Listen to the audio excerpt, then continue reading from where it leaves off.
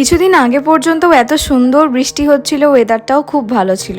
আর এখন আবার যা গরম পড়েছে, বেশ কিছু ইন্টারনাল কারণবশত ওর সেদিনকে ওয়ার্ক ফ্রম হোম ছিল। আমি খাটে বসে কাজ করতে করতে ভাবলাম আমার কাছে একটা ছেঁড়া পাতা আছে সাদা, সেটাতে আমি নীলকে কিছু একটা লিখে দিই, দেখি ওর রিয়াকশনটা কি হয়। ওকে আমি এরকম করে কখনোই কিছু দিইনি, অ্যান্ড ও মাই গড, ওর রিয়াকশনটা এত বাজে ক্যাজুয়াল ছিল, কি বলবো। অন্যদিকে আমার একটা জুয়েলারির পার্সেল এসছে, এটা আমি নিজেই কিনেছি। আমার এত ভালো লেগেছে বক্সটা আর ভেতরের জুয়েলারিগুলো।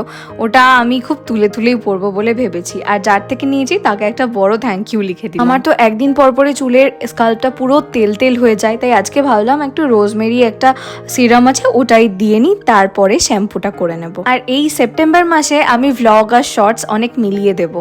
কারেন্টলি ডেটলের এই বডি ওয়াশটা ইউজ করছি, প্রচন্ড ভালো লাগছে। আর অ্যাজ আ স্ক্রাব আমি বায়োটিক ইউজ। রিলেটেড ভিডিও সেকশনে একটা শর্টস মেনশন করলাম, ওটা পারলে দেখ। শর্টসগুলো একটু নতুনত্ব ভাবে করার ট্রাই করছি।